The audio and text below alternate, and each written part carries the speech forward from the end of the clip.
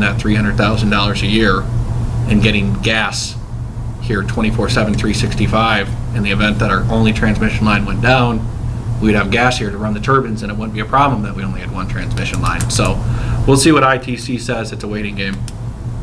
Fiber to the home, nothing new at this time. Ryan Peel did, however, send me 2 proposed routes to connect his existing transmission that he has in the north and south ends of town. The first route was heading down Alden Nash to Bose, over to Hudson, and then south of town to where he has fiber. The second route was the same first and last piece, but instead head down Main Street. So Ryan went out there, got the number of poles, what poles would potentially need to be replaced because there's not enough.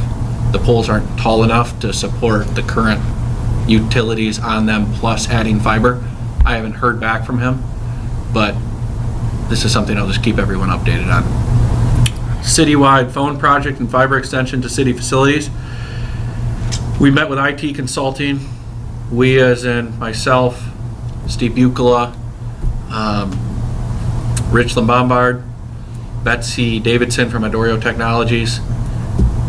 I can't remember if I believe Dave Pasquale might have been there, but it's evident that in order to go forward with a voice over IP phone solution for the entire city, that fiber would be needed to connect to all the facilities. And the reason is that a point-to-point wireless system has latency issues. Currently they have latency issues. Adding voice, if there's any latency problems, you'll get kicked off. So it's just something that can't be done. Ryan has talked with Western Telecom. They have given us a proposal to extend fiber to all 6 city facilities. Those 6 are wastewater, water, fire, DPW, library, City Hall, which has obviously City Hall and the police. That proposal came in a shade under $50,000, and Lowell Power would be willing to do a lot of underground and conduit work so that we wouldn't pay a contractor more money. So that 50 reflects Lowell Power doing some work. Ryan was able to meet with 2 other vendors on Tuesday, and I'm not sure the timeline for them getting us quotes. By the end of the month. By the end of the month. But the voice over IP phone system project, by the looks of it, and before we ever go forward, the council will have to get briefed in a presentation, and we'll give a more detailed presentation. But based on my numbers, it's a potential savings of hundreds of thousands of dollars for all city departments combined to go forward with the solution. And it also just upgrades our technology tremendously. Right now, we're way behind the curve. Would the whole fiber structure be underground, or are you going from pole to pole? Or pole to pole. Some of it would be underground, and we could pull out maps. Right now, it's all above ground, right from our substation, down Bose, up Hudson to this facility where it comes in right back here in this room, literally, down to Chatham. Were they talking 24 strand, 12 strand, I mean, for future, or did they not give you the exact? Right now, we have a 48 count, 48 strands? 24 strands. 24 pair, right? Yeah. 24 Okay. pair, 48. Yep. Okay. I believe we had quoted 12 strand, or 6 pair 12 strand to each facility, Okay, which would then give come more back than to- adequate supply Yes. to each Yep. facility. And we also got price points if we went to higher or lower levels, but it's not much of a cost savings to go less, and Right. 12 would be adequate. Yep. Makes sense. So, I know Alan's been here a few meetings. I'm not sure of the awareness of the rest of the council, but obviously this is something we're not going to come to without giving a lot of research and preparation work. So I do think it's a cost savings for the entire city and would be an upgrade in technology. But You threw out a number of hundreds of thousands in savings. Is that over a certain time period? 10-year period, 10 years, I think okay. I ballparked 300,000 to 400,000. Wow. Yeah. Awesome. Thanks. Right now, the city and the police department are paying a fortune in their phone bills, and we just got news from AT&T that it's going up an additional $21 per phone line. And I know each building has a number of lines. So it's expensive for what we're getting, which is an old technology. That's to maintain the copper, pretty much. Yeah, the Centric system is what we have, and it's just old and outdated, and they're probably like trying to help hey, get rid of this. We'll keep raising the They cost encourage until it, you yeah. do, but they'll gladly take our money. I was just gonna mention, we already have conduit either under the river Yes. or down Main Street to get it from this side to the To other the side. side. So that piece is already in, we kind of had for that. Thank you, Greg. So, if there's any concerns or just objections of not wanting to pursue this, I don't want to waste staff's time or anyone else's time to do this, but, I mean, when you have a chance to save hundreds of thousands of dollars, So I feel it's just something we pursue naturally and keep the board updated, but I think I personally think that you should continue to pursue. My question is it something that we're looking at?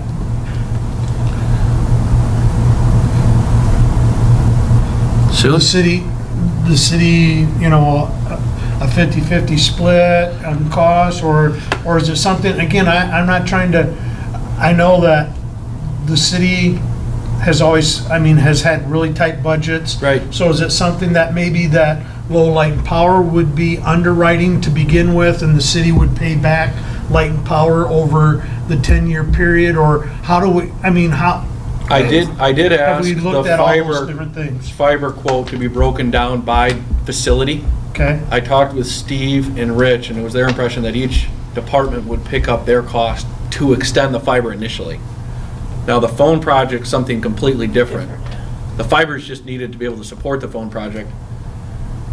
I would anticipate some sort of fixed and variable breakdown of, I mean, because the server is the most expensive portion, and maybe that's split evenly, and then Based on number of phones or what. exactly, that would all be negotiated, but, I mean, I think it's a huge benefit to everybody in the long run, and I want it to be equitable and fair for each department. and I'm just saying from, They have budgeted for something like this coming year. so I'm just saying that as a board member of Low Light and Power, I would be willing to, you know, because I think our coffers are maybe a little bit better suited than the city, and I could be all wrong, but I'm Right. just saying that we could,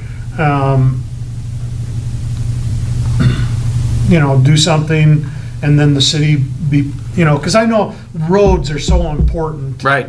You know, and Yep. this might, you know. Yeah, in the I short don't run, wanna- it takes money away I from don't want roads. to take away from the roads or anything, so Right. maybe the Light and Power would be willing to work with the city, and then the initial cost, and then the city would reimburse over a period of time. Right.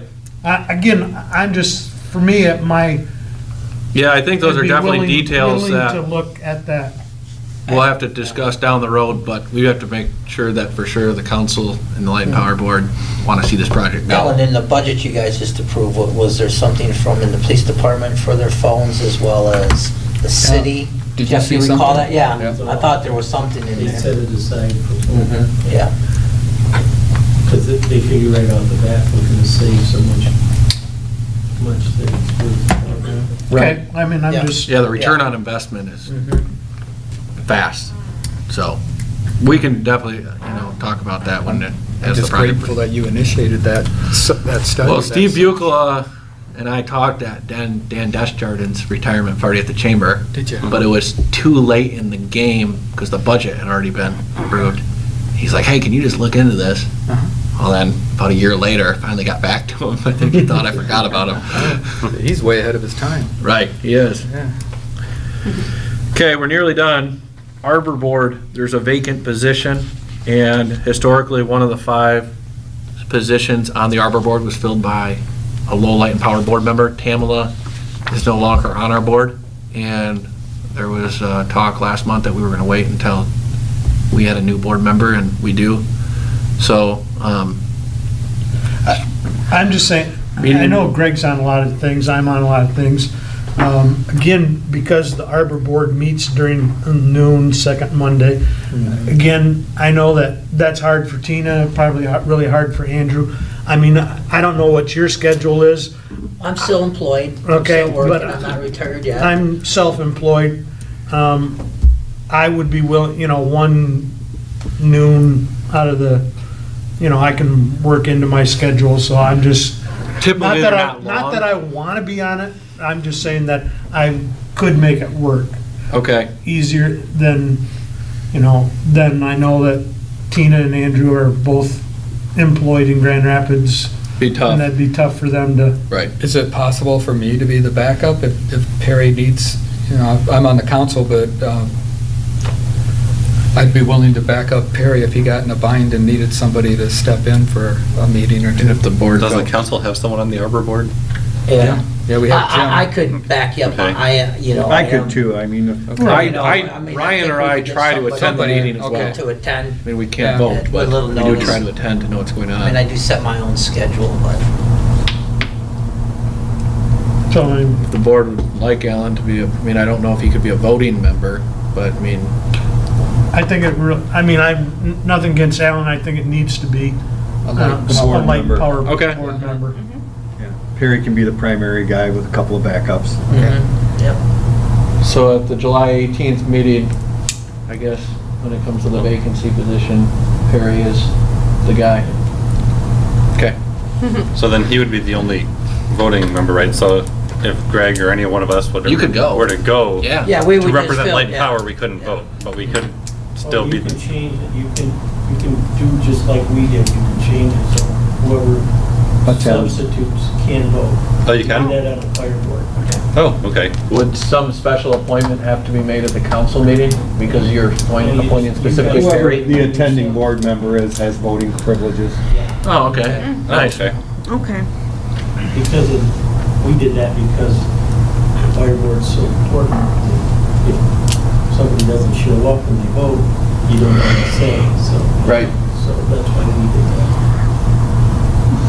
Okay. Well, thank you, Perry. Thank you, Barry. RP3 representation, Perry, I believe last month had mentioned or inquired about Tom Russo and whether he or not was still on the RP3 selection committee that meets out in Washington DC. I did talk with Tom, I did talk with the APPA, and if Lowell Light and Power and Tom gave the okay, they would love to continue having him as a selector.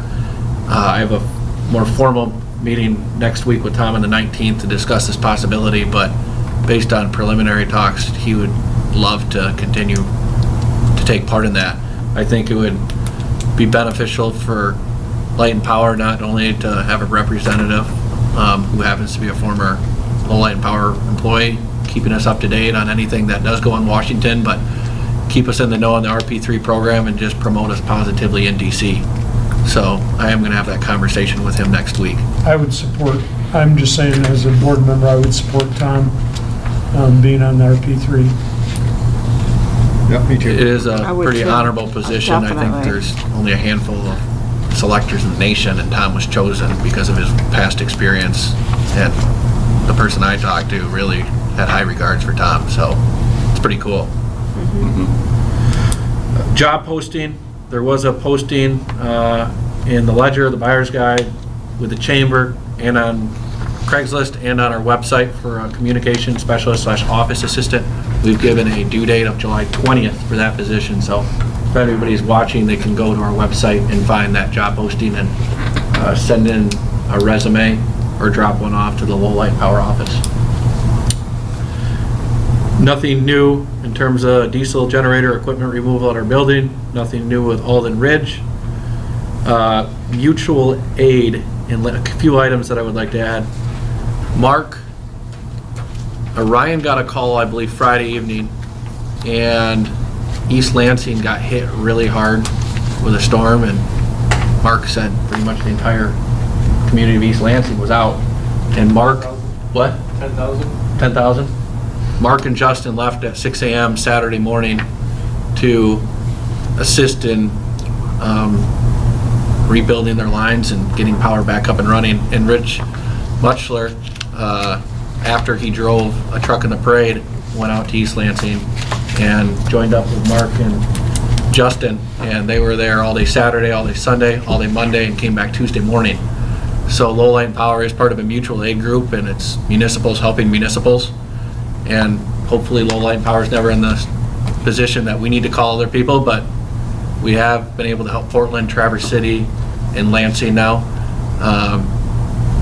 I'm thankful for those guys going over there and spending nights in the hotel. Doug Barnes was able to take cover call because Mark was gone, and we did have one outage on one customer that was not a big issue, but he was able to hold the fort down here, and Ryan was also available. But I just wanted to thank the three of those guys for going out there, as well as Rich for driving, well, he volunteering to drive in the parade. So I think it's cool that our employees are willing to go and assist and do that. And they, not only in Michigan, but Barney and Tom and Mark went out to Sandy Hurricane, and I can't say enough good things. I think it's great that these guys do it. I think it gives them an opportunity to see how other communities operate, and again,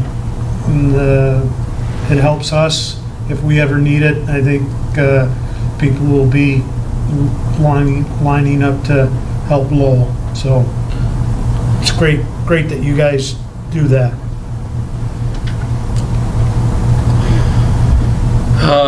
That's it for the manager's report. The schedule of meetings is included in your packet. Our next Lowell Light and Power Board meeting, again, was changed from the typical second Thursday of the month to the following Wednesday, August 17th at 6 p.m. And that's all I have. Back to you, Greg. All right, that brings us to board comments. Start with you, Andrew. All right. Well, first, congratulations, Steve. Thanks, Andrew. Your first meeting, officially on the job, and looking forward to you being here 40 years or whatever your plan It was is. a long one, so sorry about that. But Yeah. And also, thanks again to Doug for, during the interview, we learned a lot, and you were very impressive as well. So, thank you for applying, and hope you're also going to stick around too. Maybe not 40 years. I don't know if that's in your plan. I'll apply when he leaves. I love it, Barney. And also just welcome to Jim on the board. You're glad to have you on the board, and known you a little bit here and there the past several months, and you're a very thoughtful person. I think you're going to make an excellent board member. I also did attend the city manager candidate meet and greet at Grand Balut. Saw several of you guys there as well. That was a really neat event to get to know them all, and I know you guys made a selection. I don't know if he's accepted yet, but Don't know. He said when he left, he wanted it, so. I sure hope so. Hoping for the best, yeah. Yeah. So yeah, I can congratulations to you guys for getting through that process. Hopefully, you're almost there now. And just a comment on the ballot adjuster, that again, that's, even though we had some issues with it, continue to have, it's still something I fully believe in. It's definitely, I think, a technology that's a very good one to have. It's a good for diversity, for all kinds of reasons. It's very workable. I think it'll, in the long run, work, now that especially having a better operator, and they mentioned there's some design issues they're working out. But I do appreciate also the citizens that are here today, and to give some comments. And lastly, just the Riverwalk Festival was, the parade was awesome. Thanks to Light Power for being part of it, as well as everybody else who was in it. And it's still amazing just how much stuff there is at the Riverwalk Festival. I mean, all the cars they had there, the fireworks, Can I say one thing? I forgot to say thanks to Sharon and staff for Food Fight. Low Light and Power participated in that pickup, so Sharon kind of heads that up every year, so thanks, Sharon. Yep. Sorry, I forgot. That's all right. Yep. So that's it. Trying to make my comments numerous but quick this time. So that's all I got. Perry. First of all, I want to thank the city council for reappointing Andrew and Tina, and also appointing Jim. And I think Jim's background is going to, again, help Lowell Light and Power to move forward. Again, I want to thank the crews that went to Lansing. We already said that. The other is, and I know they've been busy, but I hope, I gave Ryan a list of streetlights that are out, and we can move forward getting those. Other than that, I believe they're all done. all done? Yeah. Okay, I'm gonna ride around tonight and check that out. Everything but Riverside. Okay. We use those bulbs to replace the Because- others. Because there was a lot of them, so, anyway, good. So we'll go from there. So when you hear from me tomorrow, maybe I'll find some more. Oh, Monday. So, anyway, again, thank you, and just point of reference, my meeting that I ran a while ago was only 3 hours, and we're on 3 hours and 25 minutes, so. Some of that I did not control. You did not? Well, a good manager does. What do you mean? I felt it was important to Yeah. let it play out. And again, I believe in the biodigester. Again, as I've spoke before, have been disappointed in the results, the smell. I think that Mr. Northrup certainly got the message tonight, whether or not, because again, what we viewed in Germany, I think it has to do with the fog, and I agree with Greg Canfield. I'd much rather have less output if it means getting rid of the smell. Again, because we did not experience that for the most part in Germany. Like I said, the last one that we went to that was on the edge of town, their newest facility, I felt like you could eat off the floor. I mean, it was that presentable, and that's what my hopes were and still is for what we have in Lowell. I think they are certainly going through the effort. I think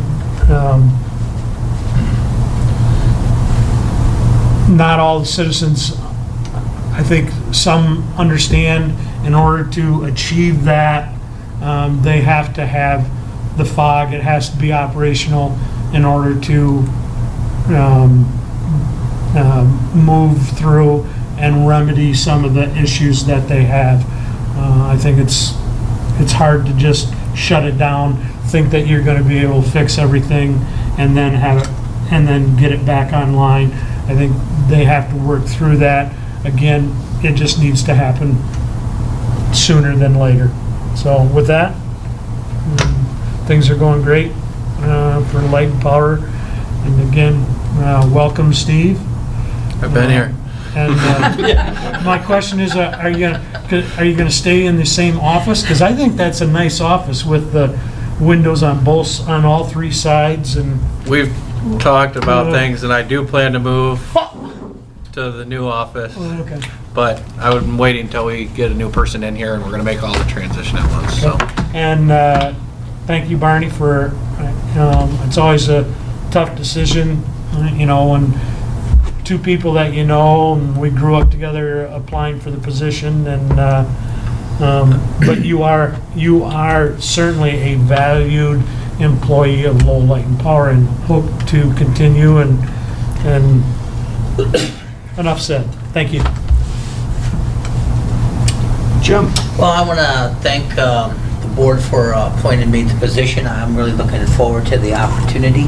As you can see, I'm pretty opinionated when I'll say something when I need to say something, cautious when I need to be cautious. And I want to thank the staff. It was great coming over the last couple of weeks and meeting you guys. I know I pulled one on Ryan to tell him I was from Iosha to inspect the site he was working on. And, that was the first time I met him. But other than that, I agree with you. When I walked into the floor today where the turbines are, I said, you could eat off this floor. I would not eat off the floor in the biodigester. Matter of fact, after I left your office, I was a little peaked this afternoon. And I don't know if it was the smell that was inside the building or the heat or the combination of both after I left your office today. So just to let you know, it did bother me, and I was inside today, so I can imagine, just maybe you just get used to it after a while. So I'm not exactly sure what caused it, the smell or the heat. Just to the combination. clarify, was the smell in Steve's office here? No, it was at the bottom digester. That's why I'm moving offices and There was not. Give it to somebody there was else, not Julie. a bucket of fog in his office, so you can get used to it. So, but I'm looking forward to it. Thanks. Tina? Let's see. I do have a request that as we're moving forward with your special projects, taking down poles that are going down these streets or what have you, for our audience, I was approached by a neighbor that said, it'd be really nice with that big screen TV that you have there, that you could do kind of like a slideshow of what you're talking about. So that's what I'm putting out there. If we could do, I thought with these cool projects, that would be really great to say, this is what we're looking at doing, like just a drawing rendition of where we're going to be at and what street we're talking about.